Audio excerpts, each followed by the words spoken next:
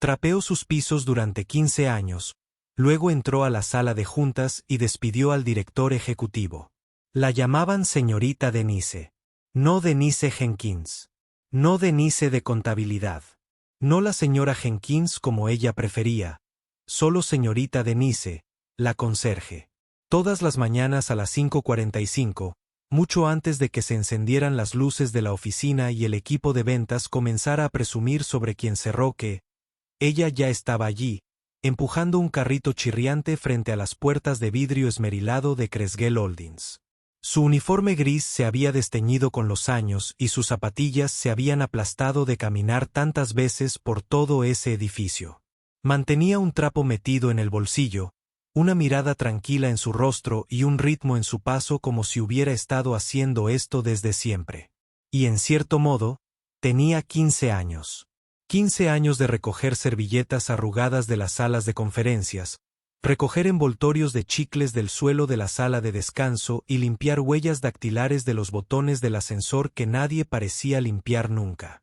Para la mayoría de los que trabajaban allí, se mimetizaba con el entorno como si fuera papel tapiz. Si estaba en la sala, hablaban a su alrededor a través de ella, como si fuera invisible. Salvo unos pocos decentes, en su mayoría becarios o temporales que aún no habían aprendido que fingir que no la veían era parte de la cultura laboral. Pero Denise no estaba resentida, al menos no al principio. Mantenía la cabeza gacha, la boca cerrada y escuchaba. Escuchaba las risas de los empleados de las oficinas. Escuchaba las conversaciones que la gente creía que no valía la pena susurrar. Los chistes, la arrogancia, las mentiras. Aprendió todo lo que necesitaba con solo un trapeador y un buen par de oídos. Una vez, un representante de marketing dejó un sándwich entero en la papelera en lugar de dentro. Denise lo recogió y lo tiró sin decir palabra.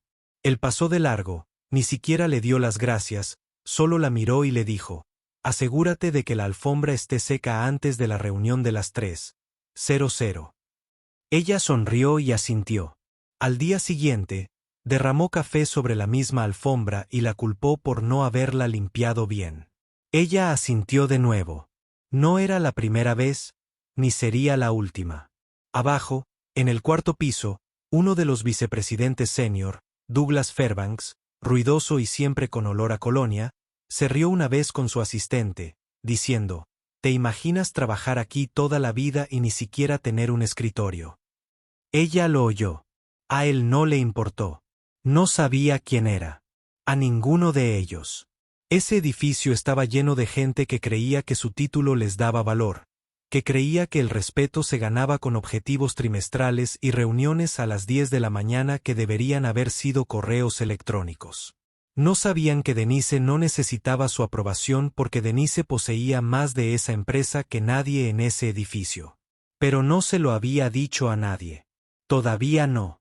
Y mientras empujaba su carrito frente a las oficinas ejecutivas esa mañana, deteniéndose para limpiar una pared de cristal donde las huellas de alguien manchaban el logotipo de la empresa, su teléfono vibró silenciosamente en su bolsillo. Un mensaje, una sola frase. Estamos listos cuando tú lo estés. Guardó el teléfono en el bolsillo, con expresión indescifrable. Siguió caminando, pero esta vez no solo fregaba pisos. Caminaba hacia algo que nadie veía venir. Antes de que Denise siquiera fregara en ese edificio, se sentaba a la mesa de la cocina en Columbus, Georgia, analizando planes de negocio con su esposo, Roland Jenkins. Eso fue cuando Creswell Holdings ni siquiera era un nombre. Solo una idea garabateada en el reverso de un recibo de supermercado. Roland tenía empuje. Esa clase de ambición innata que no se podía enseñar. Había crecido trabajando en los camiones de reparto de su tío, recorriendo carreteras de Alabama y Carolina del Sur. Conocía la logística al dedillo incluso antes de que se llamara cadena de suministro. Denise, en cambio, era el cerebro detrás de escena. No hablaba mucho en público, pero tenía una forma aguda de analizar los problemas, desglosándolos discretamente y encontrando lo que no encajaba. En 1998, Roland y un amigo llamado Curtis Banning lograron reunir lo suficiente para fundar una empresa de corretaje de carga con tan solo una oficina alquilada, 2 teléfonos plegables y un fax que apenas funcionaba. Denise fue la primera en invertir. Su padre le había dejado una pequeña herencia al fallecer, el pago de un seguro de vida que la mayoría de la gente habría usado para la entrada de una casa. Pero Denise tuvo una idea diferente. «Ponlo a tu nombre», le dijo a Roland una noche. «Yo me mantendré en secreto. Nadie tiene por qué enterarse». Él la miró desde el otro lado de la mesa y preguntó, «¿Seguro?» «Sé lo que hago», respondió ella. «Y confío en ti». Durante los siguientes 6 años, la empresa prosperó. Curtis se encargaba de la red de contactos. Roland se encargaba de las operaciones y Denise vigilaba cada dólar. Llevaba la contabilidad, archivaba el papeleo y ayudaba a redactar contratos bajo otra sociedad de responsabilidad limitada que registró por si acaso. Era su forma de protegerlos a ambos. Pero Roland no se protegió a sí mismo. En 2004, un accidente en la primera 85 se lo llevó demasiado pronto. Un reparto nocturno, un conductor cansado, un remolque volcado, todo desapareció en segundos. Curtis pronunció un discurso flojo en el funeral. Todo se volvió serio, apenas mencionó a Denise. Esa fue la primera señal. La segunda llegó semanas después, cuando Curtis presentó documentos eliminando el nombre de Roland y discretamente expulsó a Denise de todas las comunicaciones internas. Asumió que desaparecería. Pero Denise tenía recibos, legales, documentos firmados desde el principio que le otorgaban la misma propiedad de la parte de Roland. Y más que eso, tenía influencia. Podría haber demandado, podría haber entrado en esa oficina con abogados y exigir el control en ese mismo instante. Pero en cambio, esperó porque Denise conocía la diferencia entre el poder y el momento oportuno. No dijo nada, ni prensa, ni cartas, solo silencio. Entonces, en 2007, apareció una vacante en un foro comunitario de Mon para personal de limpieza nocturno en Crestwell Logistics. La marcó con un círculo. 2 días después, entró con un currículum falso, una dirección prestada y un par de zapatos de trabajo nuevos. Consiguió el trabajo al instante. Curtis nunca la reconoció, ni una sola vez. Y para entonces, ya ni siquiera era él quien dirigía el lugar. Un nuevo nombre circulaba por ahí. Thomas Wessler, un joven MBA de la Universidad de Florida, no tenía ni idea de cómo se había construido la empresa, pero sabía vestir como un director ejecutivo. Denise mantuvo un perfil bajo, apareciendo una noche a la vez, un piso a la vez, durante 15 años. Vació cada cubo de basura, fregó cada baño. No era solo limpieza, era vigilancia. Escuchó, observó, esperó y guardó todos los recibos. Pero al final, lo que se entierra sale a la superficie, y Denise casi había terminado de excavar. Para el 10º año, Denise conocía cada centímetro cuadrado de la sede de Creswell en Birmingham, Alabama. Sabía qué pasillo tenía la tabla del suelo suelta, qué microondas chispeaba al cerrarlo con demasiada fuerza y cuál de los directores usaba habitualmente tarjetas de la empresa para cenas personales. Ya no necesitaba adivinar. Sabía exactamente lo que estaba pasando. Creswell había pasado de una empresa de logística muy unida a una operación fría y sobrecargada donde la alta gerencia se sentaba tras paredes de cristal, soltando jerga mientras los trabajadores de primera línea apenas aguantaban. Veía a los conductores del almacén llegar con dolor de espalda, cargando con comprobantes de horas extra que parecían nunca ser aprobados. Oía a las chicas de recursos humanos susurrar sobre recortes en las prestaciones sanitarias. Y más de una vez, vio a gerentes de nivel medio ser escoltados fuera, despedidos sin previo aviso por haber violado el protocolo. Uno de ellos, un hombre llamado Terence Doyle, cometió el error de hablar en una reunión de personal sobre las disparidades salariales. Se fue en una semana. Denise era invisible en esas salas. Nadie filtraba lo que decían a su alrededor. Al principio, solo escuchaba, pero luego empezó a anotar. Guardaba una pequeña libreta negra dentro de su taquilla, escondida detrás de una bolsa de plástico con guantes de repuesto. Estaba llena de nombres, fechas, citas, quién dijo qué, cuándo lo dijo y quién estaba en la sala. Si hojeabas las páginas, encontrarías entradas como 14 de febrero. Podemos recortar el fondo de bonificaciones para el personal de menor rango. Aceptarán lo que les demos. Wessler al director financiero, sala 508. 3 de junio, infracción de seguridad del almacén ignorada. El hombre resbaló. No se presentó ningún documento. Brenda lo vio.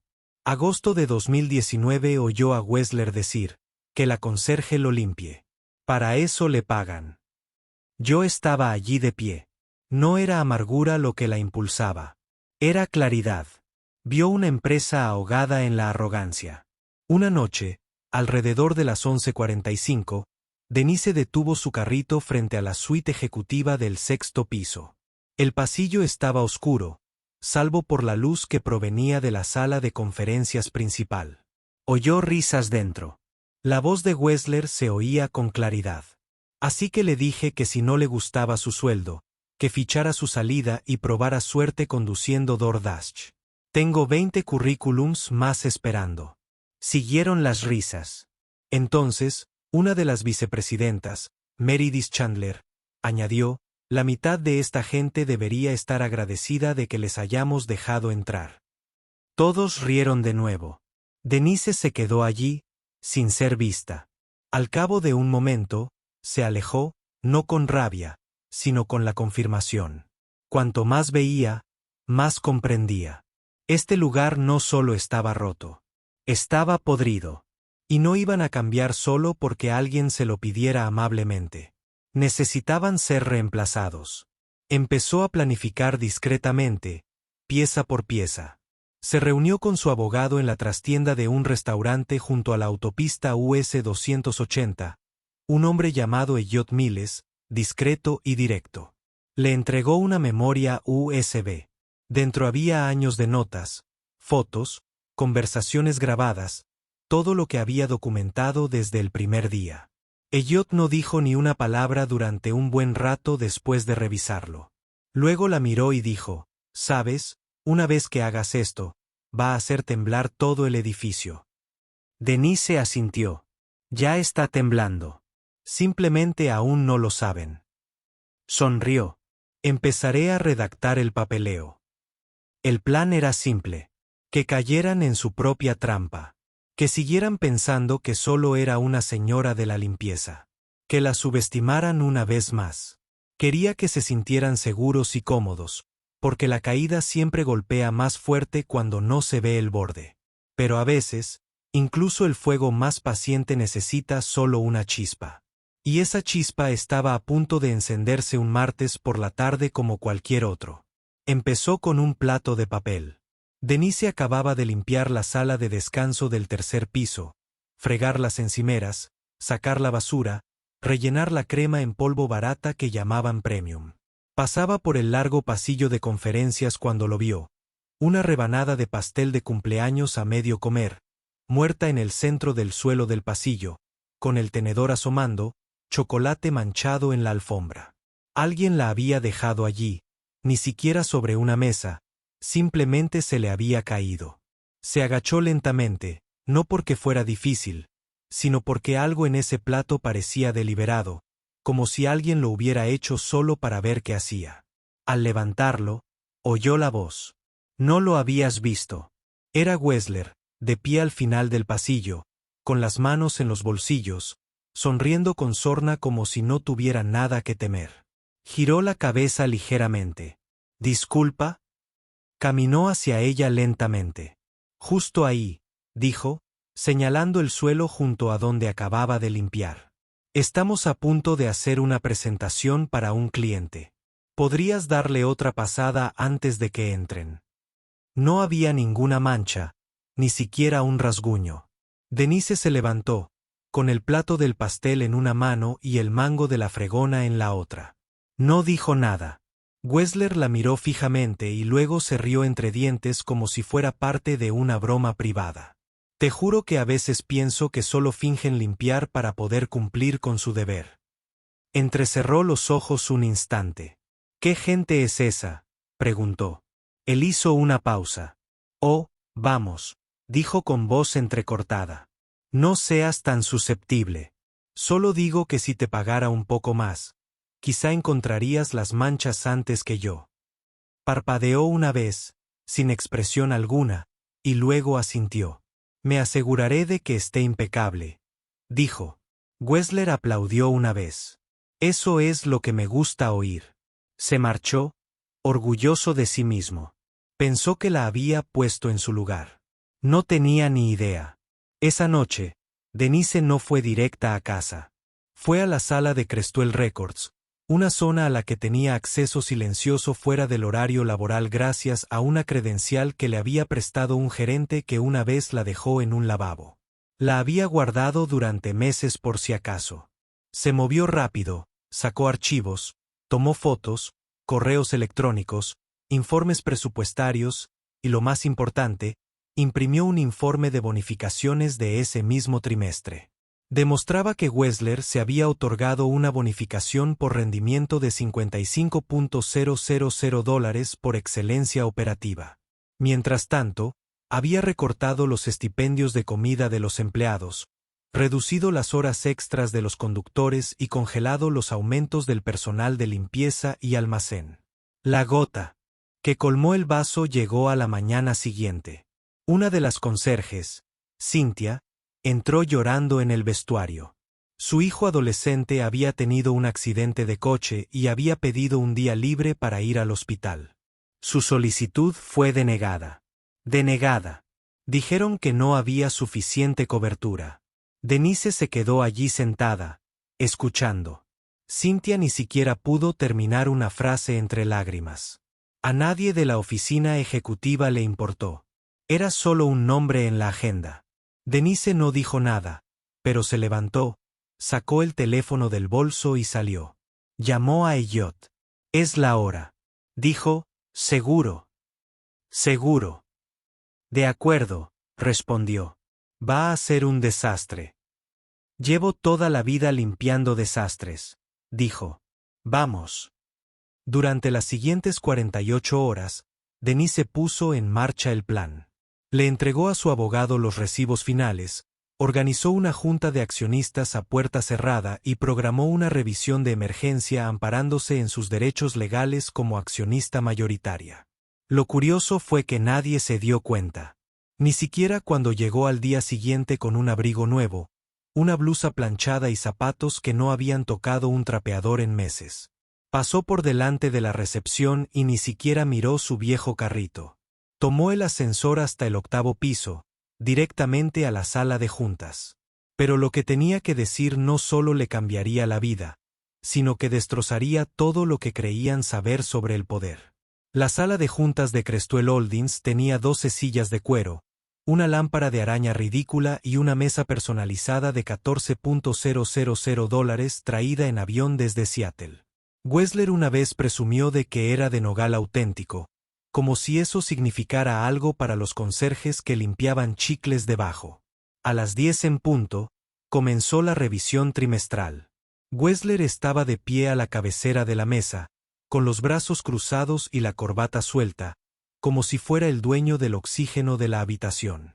A su izquierda estaba sentada Meredith Chandler, su segunda al mando. Junto a ella, Curtis Banning, el único hombre en la sala que debería haber sabido lo que venía. Excepto que no lo sabía. Denise entró 5 minutos después, silenciosa como una respiración contenida. Sin trapeador, sin guantes, solo una chaqueta azul marino y una carpeta en la mano. Wessler frunció el ceño. Lo siento. Estamos en una reunión. Se supone que el personal de mantenimiento viene fuera del horario laboral. No parpadeó. No estoy aquí para el mantenimiento. La sala se movió. Meredith la miró con los ojos entrecerrados. Lo siento. ¿Tiene una cita? Sí, dijo Denise, caminando lentamente hacia el otro extremo de la mesa. Y creo que los accionistas fueron notificados correctamente. Fue entonces cuando Elliot entró detrás de ella, maletín en mano, tranquilo como siempre. «Buenos días», dijo. «Mi nombre es Elliot Miles, asesor legal de la señora Denise Jenkins, accionista mayoritaria de Crestwell Holdings». Silencio. Wessler abrió la boca, pero no salió ninguna palabra. Denise dejó la carpeta sobre la mesa y la abrió. Dentro había acuerdos de sociedad firmados desde 1998, documentos de propiedad actualizados y una carta notariada que le transfería todos los derechos de voto tras el fallecimiento de Roland Jenkins. Curtis se removió en su asiento como si alguien le hubiera quitado la alfombra de debajo de los pies. «No», murmuró. «Eso no puede ser». Denise se volvió hacia él. «¿Recuerdas los contratos, Curtis? Tú ayudaste a redactarlos». No habló. Ella dio un paso al frente, con voz tranquila y baja. «Durante 15 años, vi este lugar volverse irreconocible. Te vi inflar tus bonificaciones, ignorar las infracciones de seguridad y castigar a los empleados por exigir una mínima decencia». Miró directamente a Wessler. «Y yo te vi convertir la empresa de mi marido en un patio de recreo para tu ego». Wessler intentó restarle importancia. «Esto está bien. Es un malentendido. No sé qué clase de estafa es esta». «No es una estafa», interrumpió Elliot. «Todos los documentos han sido verificados. A partir de este momento, la señora Jenkins ha solicitado una moción de censura contra el actual director ejecutivo. Tiene la autoridad para hacerlo según el acuerdo original de accionistas». Wessler se puso de pie, con ambas manos sobre la mesa. «No saben lo que hacen». Denise caminó lentamente alrededor de la mesa, mirando a cada persona a los ojos. «15 años», dijo. «Todos me ignoraron como si ni siquiera estuviera allí. Dejaron que la gente sufriera. Dejaron que esta empresa se pudriera. Les di todas las oportunidades para mostrar algo de humanidad». Se detuvo ante la silla de Wessler. «Y fallaron». Se puso rojo. «¿Creen que pueden entrar aquí y tomar el control?». Se inclinó. «Yo soy la empresa». Elliot colocó un pequeño fajo de cartas frente a cada miembro de la junta. «Con efecto inmediato, el contrato del señor Thomas Wessler queda rescindido. Se ha notificado a seguridad». La voz de Wessler se quebró. «No pueden hacer esto». Curtis murmuró en voz baja. «Ya lo hizo». Seguridad entró segundos después. No dijeron una palabra, solo esperaron. Wessler buscó refuerzos por toda la sala, pero no los encontró. Agarró su teléfono, su orgullo, y salió furioso, seguido de cerca por Meredith, quien de repente recordó que tenía otra reunión. Una vez que la sala se vació, Denise volvió a la pizarra. «No estoy aquí para mandar», dijo. «Estoy aquí para reconstruir lo que este lugar solía representar». Uno de los miembros más jóvenes de la junta, Jonas Evers, de apenas 30 años, levantó la mano.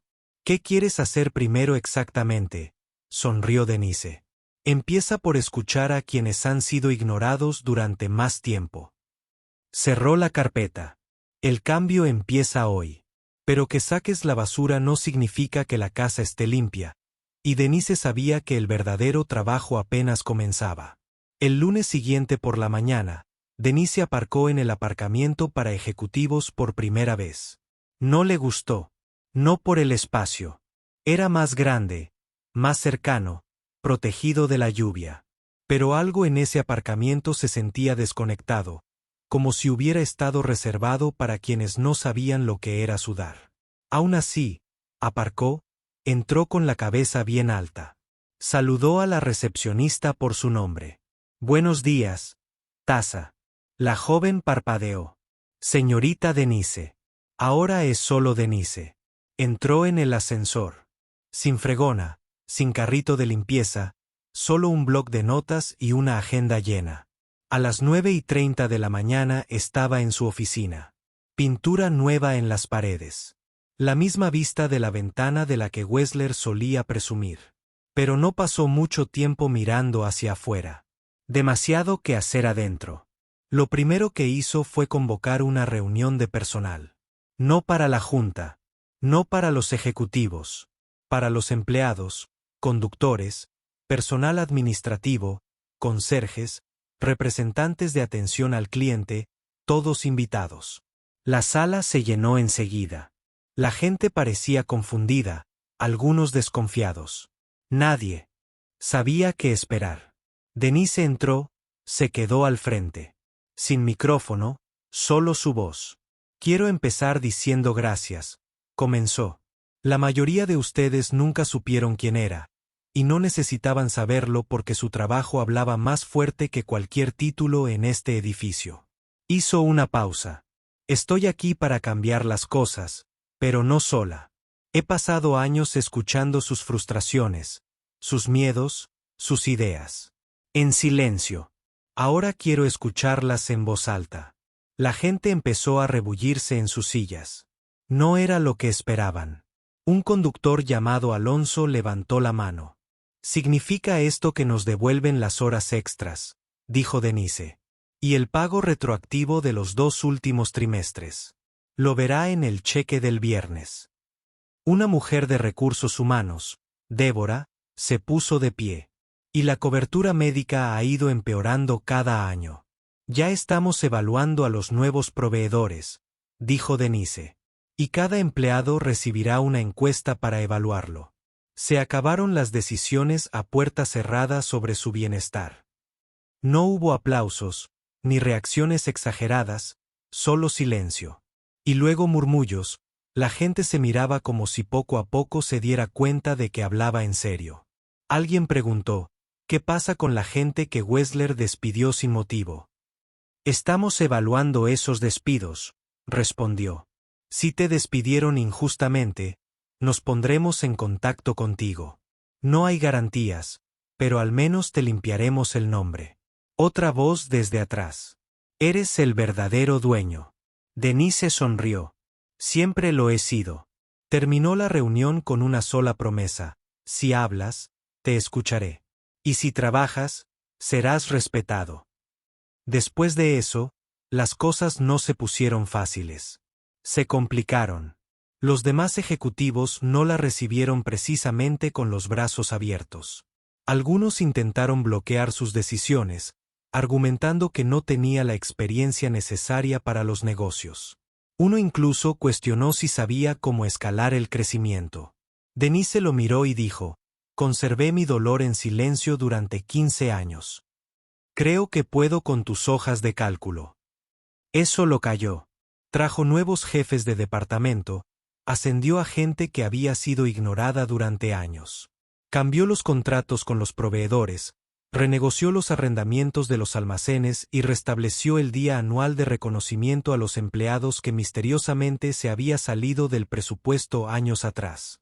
Visitó todos los departamentos, se sentó con ellos, almorzó en la sala de descanso, escuchó y, poco a poco, el edificio empezó a sentirse diferente, no más suave, solo más real. Una noche, Cynthia, la conserje que había llorado por el accidente de su hijo, dejó una nota en la oficina de Denise. Decía, «No pensé que nadie como nosotros pudiera llegar a un lugar así. Me demostraste que estaba equivocada». Denise guardaba esa nota en el cajón superior de su cajón. Pero incluso después de todos los cambios, una pregunta seguía surgiendo en susurros, y Denise sabía que tendría que responderla. ¿Por qué esperó tanto? Era una pregunta que escuchaba una y otra vez. ¿Por qué esperaste, Denise? Algunos la preguntaban con curiosidad, otros con duda. Algunos con resentimiento silencioso, como si tal vez la hubiera dejado pasar demasiado tiempo. Pero Denise nunca se ponía a la defensiva. Simplemente se recostaba en su silla, entrelazaba los dedos y decía lo mismo cada vez. Porque el poder solo importa cuando sabes cómo usarlo. Verás, Denise no esperó por miedo. Esperó porque la empresa necesitaba demostrar quiénes eran sin su influencia. Necesitaba verlo con sus propios ojos. Necesitaba que la podredumbre saliera a la superficie. Porque si hubiera intervenido demasiado pronto, habrían dicho que reaccionó exageradamente. La habrían manipulado, lo habrían manipulado como si estuviera haciendo ruido por nada. Pero 15 años de silencio, eso la hizo innegable. Ella vio todo. Dejó que todo se desarrollara. Y cuando llegó el momento, no discutió. Simplemente les mostró la verdad. Y se rindieron bajo el peso de sus propias decisiones. El conserje se había convertido en testigo. Y finalmente, en juez. Una tarde, regresó al mismo pasillo donde Wessler una vez señaló el punto que ella no había visto. La misma alfombra, la misma luz, solo que ahora estaba impecable y nadie se atrevía a hablarle con condescendencia. Una becaria pasó junto a ella en el pasillo, redujo la velocidad y dijo nerviosamente: «Hola, señora Jenkins». Sonrió. Solo Denise. Esa tarde, organizó una pequeña reunión para el personal en el patio de la empresa. Sin discursos, sin pancartas, solo camiones de comida, sillas plegables y gente riendo de nuevo. Alonso, el conductor, chocó su lata de refresco contra la de ella. «Por los callados», dijo. Denise levantó la lata para saludar a los que nunca vieron venir. La lección. No se trataba solo de su propiedad. Se trataba de la facilidad con la que juzgamos a la gente por sus uniformes. La rapidez con la que hablamos por encima de alguien que sostiene un trapear. La rapidez con la que asumimos el valor está ligada a los puestos de trabajo en las oficinas. Denise no fue la excepción. Fue el recordatorio. Las personas no son invisibles solo porque dejes de mirarlas. Y a veces, quien barre el piso es quien construyó la casa. Así que, si trabajas con alguien con quien nunca has hablado realmente, quizás detente y salúdalo. Nunca se sabe quién tiene las llaves de todo el edificio. Si esta historia te hizo reflexionar, aunque sea un segundo, compártela. Porque en algún lugar, ahora mismo, hay otra señorita Denise siendo ignorada, menospreciada, ignorada. Y tal vez, solo tal vez, esté observando. Hazle saber que la vemos.